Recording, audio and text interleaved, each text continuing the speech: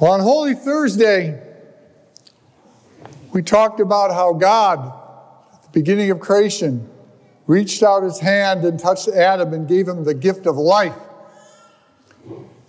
And on Good Friday, we talked about how Jesus reached out towards John, his disciple, and commended his mother to his care.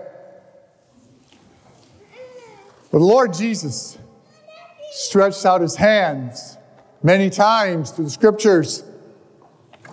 We know that the Lord Jesus stretched out his hands to blind people, and they regained their sight. And we know Jesus stretched out his hands to deaf people, and they began to hear. And we knew that Jesus stretched out his hands to mute people, and they began to speak. And Jesus stretched out his hand and touched lepers and cleansed them, restoring them to their family and their friends. He stretched out and touched the son of the widow of Nain, and he rose from that pyre. He touched the daughter of Jairus, and she too rose from the dead. And he stretched out his hand toward the tomb of Lazarus, and Lazarus came out of the dead. Jesus stretches out his hands. And that picture up there puts you in the place of Peter. Imagine you are Peter, because there was a storm. And Jesus is walking upon the water.